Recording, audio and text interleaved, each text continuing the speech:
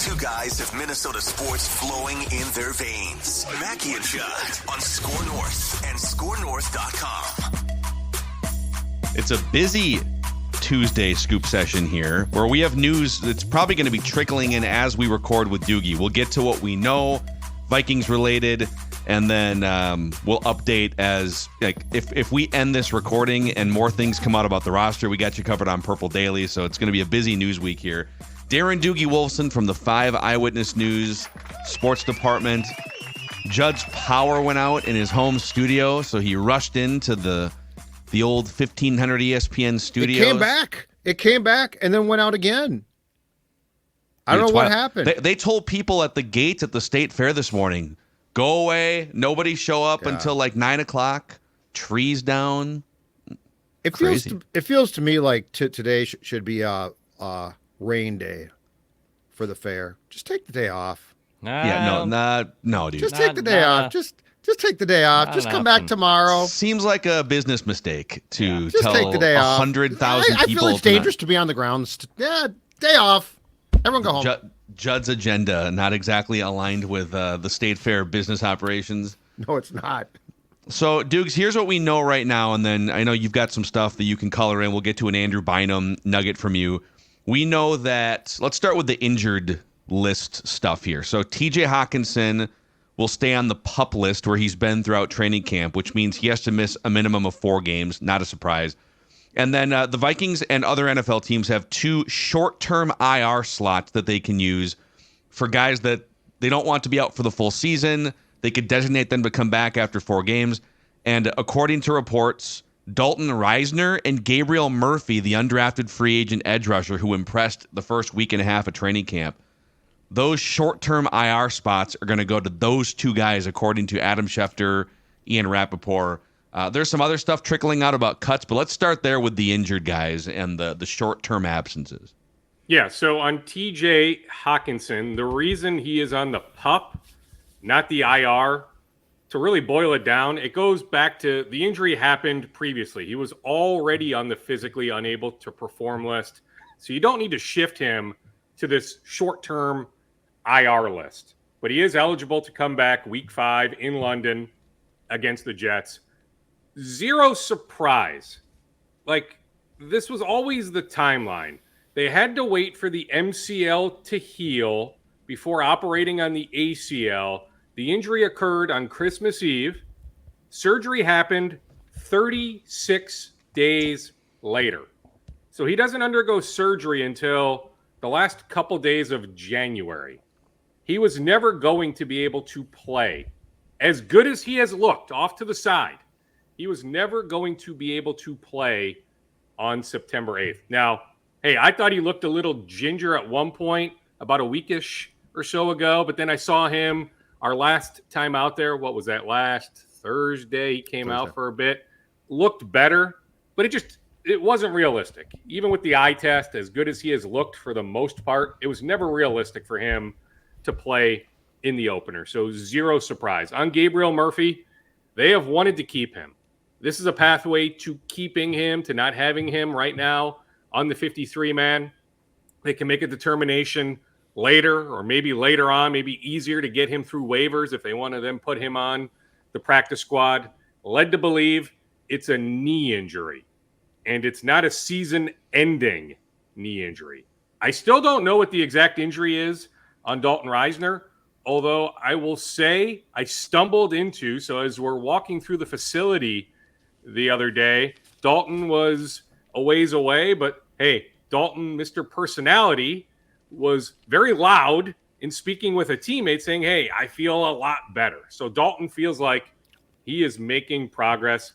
I suppose this buys them just a bit more time. I'm not convinced Dalton is here like in October or November, but for the time being, while they have these 2 spots that they can utilize, sure, why not do it until you need to really make a decision? So that's where we're at on Murphy, Reisner, and Hockenson. On Jordan Addison, he is progressing, some straight line running, maybe even starting to cut. Judd, I'm with you. I saw it on your Substack that you believe that Jordan Addison will be on the injury report next week. Yes. Now, what will that designation be? Will it be limited in practice Wednesday, limited in practice Thursday? Probably makes some sense. Maybe even doesn't practice. I think this thing will go all the way until the weekend. Maybe we have clarity next Friday, or maybe it's Sunday morning ahead of kickoff against the Giants. Like, if he plays, he's not going to be 100%. So keep an eye on the Addison ankle situation. Blake Cashman, led to believe with the finger situation, he is good to go. Nothing to worry about with Blake Cashman. Star Tribune reported today that Reisner's actually a back problem of some sort. So it didn't. And he's had some back issues before. Yeah, I think you're correct about that. So we don't know how we're going to get there through trades, which is a possibility, or just outright releases. But I think one of the headlines at the end of today is going to be that the decision has been made to pull the plug on the 2022 draft class. They traded Booth to Dallas. They're clearly trying to shop. We could go down the list of guys. An interesting decision. I think it's the wise move because there's no benefit to compounding the mistake by trying to make it work. But I think this is the last time that we're going to have to talk about the 2022 draft class a lot as an active problem, like who can improve, who can't, because I think there's going to be a very small group of those guys left by the end of Tuesday. Yeah, I mean, God bless Jalen Naylor. He has nothing to worry about. But whether it's a Caleb Evans, Brian Asamoah, and yes, Lewis Cine, all guys right on that cut line. Now, I will tell you, I'm thinking, I've heard this a few times, if they move on from Asamoah, I really believe it's a trade, not an outright cut. That they still value what he can bring on special teams. So Asamoah, I think there's a chance he makes the 53. Now, I'm not suggesting he's locked in for the entire season. But in this moment, I'm not saying I'll be shocked, but like the Asamoah side thinks, okay, either trade or makes the 53 man. A Caleb, I mean, I know Brian Flores told us a couple weeks ago, he sees a pathway to Caleb helping them this year. But I think as the preseason has played out, as more practices have played out, I'm not sure they see a long-term solution there with a Caleb Evans. And hey, like we've seen this with Lewis Cine for a while. Yes. I mean, I think they are willing to move on. And hey, Kwesi comes from the Andrew Berry family, right? I mean, Andrew just let go his third-round pick, a defensive lineman from last year. Kwesi is not afraid to let go of draft picks. Yes, you really would like to make it work, especially with a first-round pick. But here in year 3, like he's okay. You think about the stock trading background. I'm just telling you, Kwesi is not hesitant to move on from draft picks. Yeah. So, 10 draft picks in 2022. And I guess the three potential saviors of that class, Jalen Naylor. Jalen Naylor could still step up and be a really good number 3 wide receiver. Ty Chandler is going to give you some production in a shared backfield of some kind. And then Ed Ingram as your current starting right guard, but as the lone starting offensive lineman playing deep into preseason games. Beyond that, the other 3 picks early in the first 3 rounds, Lewis Cine, they're trying to shop him in the final minutes before cutdown deadline. Andrew Booth already in Dallas, and then we'll see about Asamoah and Evans. A couple other things that we do know right now, Doogs, according to various reports, Jaquelin Roy, a 5th-round pick from 2023, he's going to be cut. And Andre Carter II, a priority undrafted free agent signing, edge rusher, a couple of sacks in that last preseason game from the 2023 class, he will also reportedly be cut. So Jaquelin Roy and Andre Carter, as we look to see what the pieces are for the edge rusher room and the defensive tackles, both out. Well, I'll tell you on Carter, absolute hope that they can retain him, put him on the practice squad. On Roy, I mean, to me, zero surprise. I mean, anybody who did a 53-man projection, find me anyone that had Roy making the 53-man roster. Levi Drake Rodriguez stepped up and we don't know if he's on the team yet or not, but it looks he's giving you what you hope Jaquelin Roy may have been giving you the last 2 years, right? Got it. And, I mean, you think about a Caleb Evans, Dwight McLaughlin. Like, there's fear that absolutely he could be claimed I'm telling you, you look at his history, Arkansas, LSU, playing big-time college football. Why he didn't get drafted, I have no idea. But, like, you think about McLaughlin with his length, what he can do, you don't necessarily need a Caleb Evans because you believe in McLaughlin. Yeah, I think McLaughlin, too, is almost a lock because of he does, this also comes back to, can you perform in Brian Flores' defensive scheme? Takes a combination of athleticism and smarts, right? And on Roy, I was surprised because when camp started, I thought he had a chance to potentially at least move up into a starting role. And he never flashed. He didn't do a damn thing. Like, it was remarkable because they certainly gave ample opportunity, as both you and Phil saw, Dukes, ample opportunity for guys to rotate in first team defensive line. Like, that was not a priority club. That was a, hey, what can you do here? And Roy just absolutely dropped the ball. So, like, he went from, in my mind, potential starter to he has no shot, which has to be disappointing. But fortunately, again, the Vikings late round picks and undrafted free agent hits are funny because they're sort of making up for like the first 4 or 5 rounds that aren't working out. So, and good on the Wilfs too. They get credit for spending because that UDFA game is all about spending. Like, that's you recruit guys and call them up, but what do you have to do? You have to offer them pretty good compensation. So, like, the Wilfs allowing the Vikings front office to spend is a big part of the reason why they win those battles for those guys who fall through the draft. Yeah, I mean, I think about Ivan Pace Jr. a year ago. Yep. Now, hey, Jacksonville and Tennessee made him competitive offers, but so did the Vikings. And you looked at, hey, there was this obvious need at linebacker. If you were Ivan, his representation, the Vikings were an obvious fit, but clearly the money was a part of that. Yes, Andre Carter. I mean, I'm telling you, they want to retain him. They gave him a good number, a healthy 6 figures a year ago to sign him. You think about Gabriel Murphy. They gave him a healthy 6 figures. So, yes, the Wilfs absolutely deserve credit on that front. On Roy, I mean, sure, I thought, yes, if you had asked me on July 26th, I would have told you, okay, yes, there is a chance. But just the way everything played out, games, practices, thankfully we get intimate access. Like, he didn't pop. He didn't stand out to me whatsoever. Not that I was, locked in all the time on the interior of the defensive line, but I just didn't notice him. And so, from that standpoint, just zero surprise. I will tell you, my sense is the Vikings will be scouring the waiver wire to see if the right interior defensive lineman ends up being available, if they can scoop somebody up. Now, they weren't in on Tart before Tart went from, where did he get cut? Miami, and ended up with the Chargers. I mean, a lot of people thought, hey, that's a name the Vikings should be in on. They were not in on him a weekish or so ago. But I'm just telling you, if the right interior defensive lineman is available, the Vikings may gobble that guy up. I'll give you one. Let me find him right. This is a classic potential Kwesi signing here. I believe he was drafted by the Browns and then I believe cut by the Browns today. But a 3rd-round pick. Yeah, that's that former 3rd-round pick. Sure. Yeah. Siaka Ika.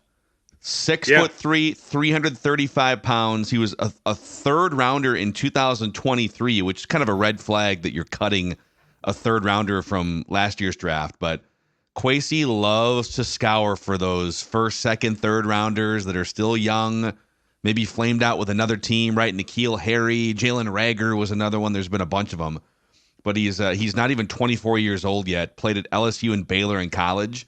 And the Vikings could use some extra depth along the defensive line. I'm just throwing that name out there. He just got cut a half hour ago. Well, and I mean, you think about the video they have from the joint practices. I mean, the Vikings should have the book as much as any organization on the guy. So sure, that's a name, or if there's another name, not that I have all sorts of information on that particular name, but just that specific position, would not be shocked if the Vikings grab somebody from elsewhere. Yeah. Let's talk about Cam Bynum. So the other thing that the Vikings are juggling here are they got a couple guys who may or may not be up for contracts. Cam Bynum is a free agent after the season. They've got a loaded safety room, and I don't know that that's a position that you're going to pay top dollar for now that Harrison Smith's on the way out at some point. But what are you hearing about discussions between Cam Bynum's camp and the Vikings, Dukes? Okay, so you don't want an update on Andrew Bynum? You want What Cam did I Bynum? say? You said Oh, yeah. Andrew a while Did I- ago. Did I say I it was a today big again? Andrew No, Bynum you fan. didn't. Oh, didn't my say it gosh. today. I was a huge Andrew Bynum fan. I'm not going to Loved throw him with the stones. Lakers. I ain't throwing Yeah. stones on this one. I loved Andrew Bynum. I did too. I thought Andrew Underachieved in Bynum many was going to ways, be. but- Thought he was going to be a stud. Yeah. No, I loved Andrew Bynum. But hey, Cam Bynum's got a pretty high ceiling too. Maybe even a ceiling that surpasses what Andrew did in the NBA. So, yes, he is a free agent after the year. I'm told there have been discussions on an extension, but no legitimate progress. Like a lot would have to change for an extension to happen before the season opener. So like in this moment on August 27th, I will tell you that Cam Bynum, starting on September 8th, will play out the final year of his contract. But mutual interest remains on having Cam here long term. But hey, it's a tricky contract. You look at some of these safety contracts, McKinney with Green Bay, some others. Like, are you willing to invest 14 to 16 to maybe $18 million in the safety position for one player? Is that how you want to allot your money? And hey, can Cam do what he did last year? Maybe popped at times in 22, but he took a monster step forward in the Brian Flores defense last year. Now, you talk to Cam, which I've done many times, he'll tell you, hey, he's finally grateful to be able to play in the same defense for a second consecutive year. Zim defense into Donatel defense into Flores defense. Hey, he gets to play in the Flores defense once again.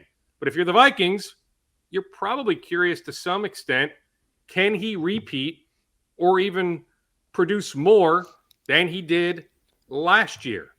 And so you're trying to find that sweet spot. My sense is, maybe some reckless speculation here on a Tuesday, but the Vikings would be more open-minded to an extension if it was a very team-friendly number. Right. Yeah. But if you're the Bynum camp, I'm telling you, McKinney is the one. 4 for 68. Now, maybe Green Bay overpaid McKinney. But if you're Bynum and you have another good year, couldn't you look at that McKinney contract and say, hey, I'm worth about that? Yes, you could. And so here's the thing about how the Vikings, especially with players like this. So guys who are ascending, but not, stars yet. They are very good at going to them at the start of like this training camp and saying, hey, Cam, you've been fantastic. Here's a multi-year contract.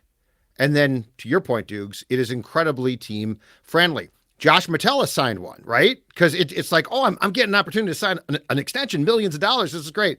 Well, now it looks like an absolute bargain. Good on the Vikings, but I think the Bynum camp here is like, hold on a second, because if we sign, a 3-year contract, you have now committed, and your potential price is ascending. Here's the reckless speculation I would like to throw at the group Here, I'll give you some cover. Okay, Okay, thank you. Reckless speculation. If the Vikings underachieve, Cam Bynum to me, trade deadline shopping list. Like, so if you're a team, like if the Vikings can, well, and this is why it's smart, and it's not surprising that Dukes, they've started talks, right? Because if they're like, oh, you know what, we're on the same page, we'll get this done. But if Bynum's saying, hey, that McKinney contract, that's it, that's my contract, and they're like, oh, no, we don't pay you like that. That could be a guy that could get you, I'm not saying, break the bank type of return, but I am saying he would be a very valuable chip on a playoff team. He's incredibly smart. He'd fit in quickly. So like this again is where I urge the Vikings to keep an open mind if things don't go well, to say, hey, you know what? This is an eminently shoppable guy. And I think that there are teams already calling at times because, they know what Duke. So the reckless speculation on a Tuesday from me is just throwing it out there. Seems like that could be a trade chip at the deadline if things aren't going well. Let me throw this in too. I think you have to be really, yes, it's great to you cultivate players, you fans fall in love with players and the organization. I mean, Bynum's been a really good player and he's come up through this pipeline, and you'd like to keep as many of those guys as possible. You also have to be on the lookout for not overextending your finances when you have potential depth at a non-premium position. And I think Brian Flores would take issue with my use of the phrase non-premium in his defense. But you've got Theo Jackson in the wings. You've got Josh Metellus, who technically plays that position. There's other way. I mean, Jay Ward is likely going to make the 53, and he's a guy that's been swinging between safety and cornerback. I mean, you can find safeties in the draft and free agency for less than top of the market, especially when you're still looking for defensive tackle help. There's still other positions, maybe even interior offensive line, that you need to go shopping for in free agency. So this is a tricky one at that position when you have a couple guys behind him that could step in for a lot less money. Well, okay, so let's play this out, Judd. I don't think your speculation is all that reckless.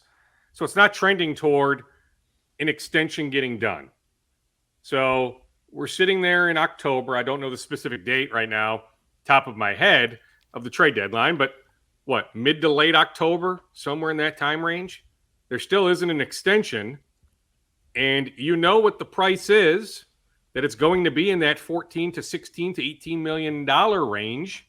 Mm-hmm. If you can trade him for a relatively high day 3 draft pick, when you only have so many picks next year, to me, it makes all the sense in the world. I mean, Phil, you laid it out. You can find a safety. Maybe not quite as good as Bynum, but I'm with you. It's a non-premium position. Another reason why Cam is not necessarily going to say, hey, I'll sign that team-friendly contract is because, remember, he got an escalator. His contract for this year jumped up by $2 million. He will make over $3 million this year based on his performance of last year. Initially, he was only going to make a tick above $1 million this year. He is now going to make like 3.2 or 3.3, that escalator, based on his performance of last year. So sure, is it life-changing money? Maybe not, but it's enough for him to live comfortably to play this thing out to reach free agency next March. Trade deadline, boys, November 5th. It got moved back again, which is fantastic news. Okay, November. All right. So like you will have a definitive view, I think, of where things stand. So, and you know what? To the Vikings' credit, and this goes back to Spielman, Cam Bynum is an example of how you find safeties. Cornerback, right? In college, played some safety, but more of a corner. 4th round pick, 5th round pick, something like that. Yeah. Mm-hmm. Bring him in, develop him. Good on you. But I mean, that is he is sort of the poster child for why you probably don't break the bank for him now. Agree. And so that's why I don't think an extension is going to get done in the next 2 weeks. So much would have to change. Right. And I guess I'll be surprised if the Vikings budge considerably. But just know that there has been some chatter that there is mutual interest. Yeah. We'll get to some other items in Doogie's scoop bag here in just a moment.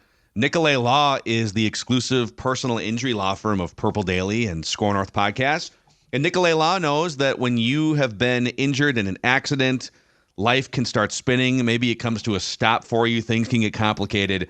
And that's where Russell Nicolay and his team come in here. Based in the Twin Cities. They're just your normal everyday folks who live in and around Twin Cities communities. Maybe they're going to Target Field. Maybe they're going to watch a football game.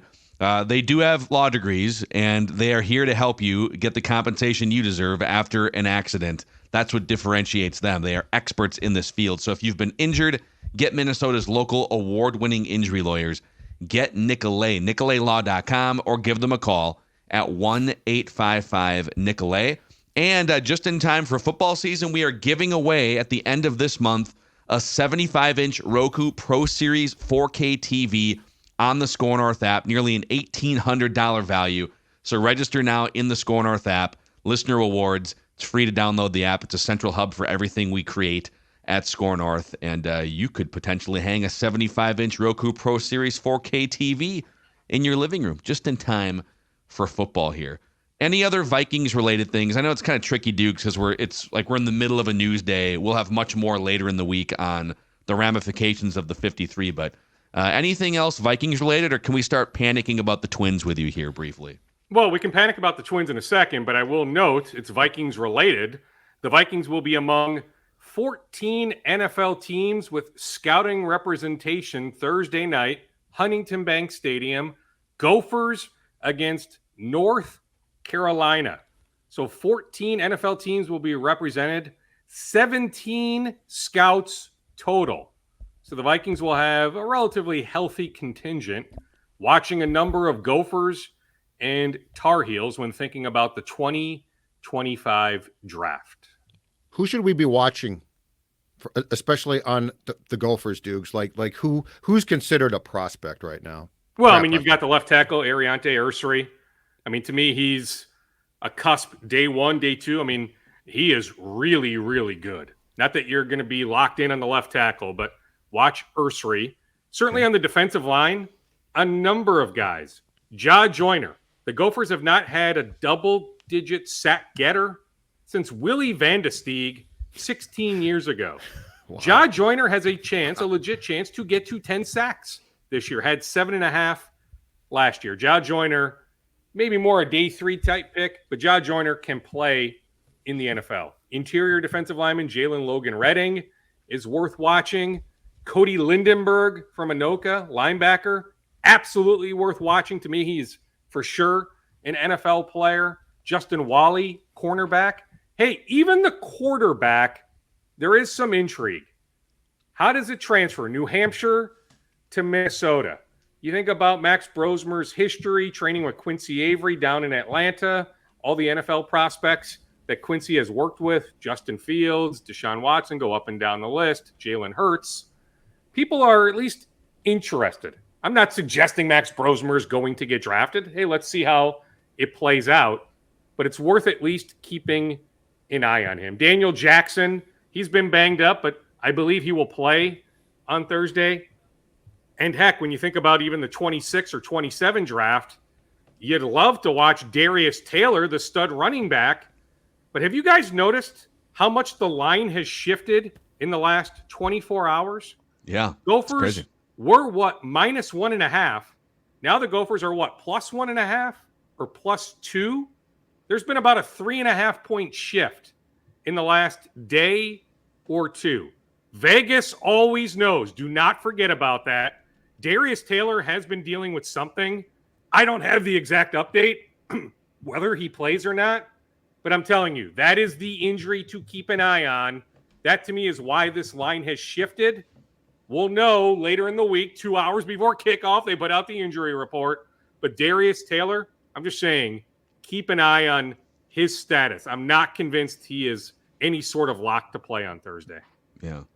Okay, Twins. What if we just replaced Carlos Correa's faulty leg? What if he was just out there on like a peg leg for the stretch run? You know, he could still put a cleat on that thing. Wouldn't have to worry about, plantar fasciitis. What are we doing here, Dukes? Well, I mean, I'm telling you, I think there's been some internal shaking of heads. I'm telling you, if we had this discussion on July 13th, that we'd be talking about August 27th without even a rehab assignment, a lot of people at Target Field would have said, you are absolutely crazy. They still, Declan, you may have a little bit more insight because you were at Target Field on Monday. I was not.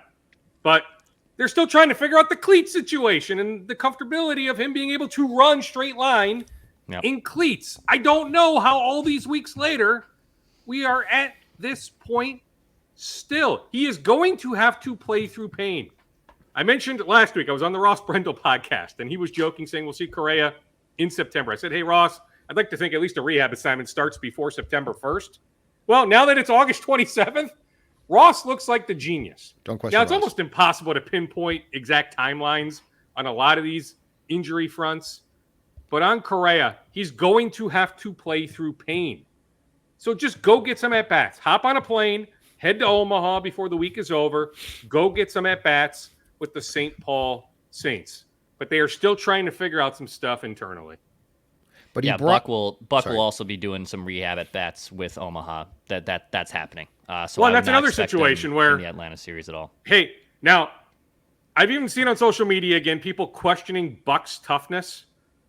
Buck, so it was August 12th that he left mid-game. Mm-hmm. He tried to stay in that game. I'm telling you, there were people in the Twins dugout that night pretty much having to hold him back. He literally wanted to play through. It was the Twins saying, no, Buck, you can't do this. Buck wants to be out there. So it's more the Twins protecting Buck as opposed to Buck saying, I can't play. Buck wants to be out there. I'm just telling you. So do not question that man's toughness. But yeah, he's going to need a rehab assignment as well. I suppose the good news is Max Kepler is good to go. Max Kepler should be back in the lineup. That knee situation, he should be back in the lineup tonight.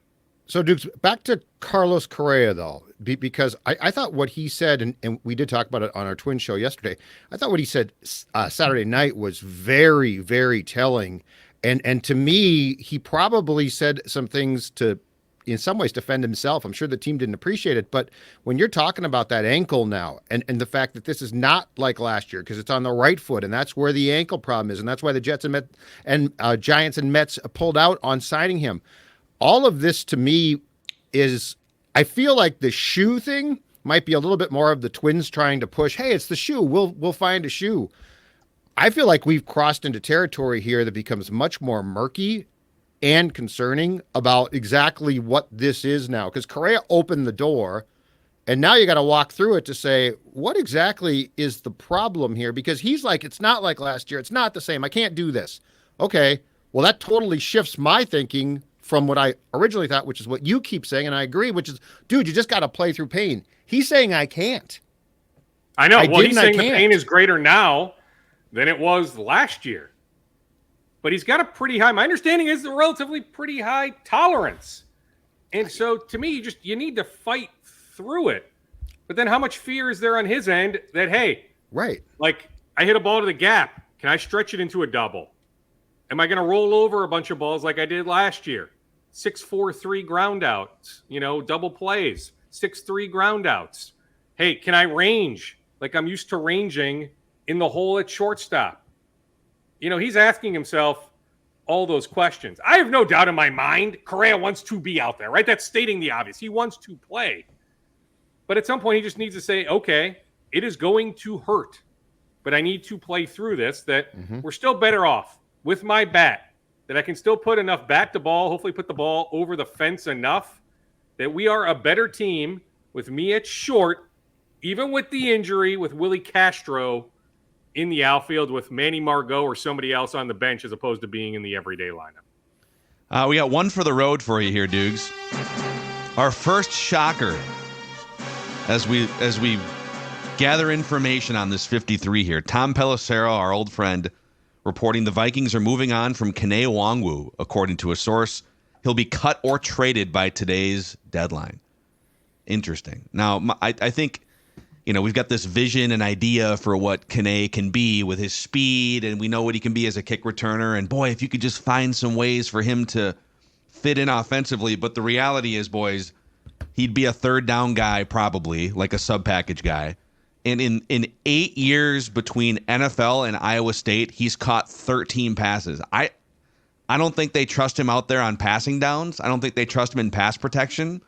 And obviously, they just don't feel like keeping a kick returner around with only one job is enough to make this 53. So we don't know who by the way, it's been reported that Myles Gaskin also cut by the Vikings. Yeah. So are they scouring the waiver wire for a third running back here? Interesting. Yeah. Well, yes. One of too. Gaskin or Ibrahim will end up back on the practice squad. That is interesting on Kene. Like, I'll tell you, in my head, 53-man roster projection, that I had him making the 53-man. Now, I'm not, overly shocked, but, yeah, in the moment, there's some surprise there. But, yes, I would say the Vikings will be on the lookout, that they're not heading into the season with just, I guess, in the backfield, C.J. Ham, then Ty Chandler, and Aaron Jones. Yep. Dukes, great stuff here today. We'll have a lot more finality when we catch up with you in 48 hours, and we can... A few more notes. Cody Funderburk, first bullpen went well, the oblique. And so, to me, he could help. And so he's tracking to help the Twins in September. Nick Anderson, he will opt out of his Dodgers deal. The Twins offered him a minor league deal before he went to the Dodgers. He will opt out later today. So just keep an eye on that situation. Could he end up with the Twins, somewhere else? I was also told, depending on what takes place with Michael Tonkin on waivers, Tonkin was here for about, a day earlier in the year, was here many years ago, had a decent run with the Yankees the last few months, but he is now on waivers. I was told he is a possibility as well for the Twins. So you think about the Twins trying to tinker that bullpen, there's still an opportunity to do some stuff here in the coming days. Haven't necessarily heard Drew Smyly steam. Now, hey, the Twins did have some interest last week in Hector Neris before he ultimately chose Houston, but the Twins are still looking at trying to tweak that bullpen. Darren Doogie Wolfson from the 5 Eyewitness News Sports Department. Scoop sessions every Tuesday. On Thursday, I'll recap. I'm catching up with Tim Connolly for a bit today later at the State Fair. Love it, man. Juicy. Love it. Great work, Doogie. Thanks, enjoy your time. Are you going to the fair? Or did you already catch up with Connolly? You're going tomorrow? Going later today. Today. I will be okay, there later. Good luck out there tomorrow today. As well with the family. But Avoid the down trees. Don't drown. Dude. See ya. Thank you. I appreciate that. Darren Doogie Wolfson. Thanks, dude. All right. Purple Daily for much more. We're going to have multiple episodes over the next day or two recapping the 53.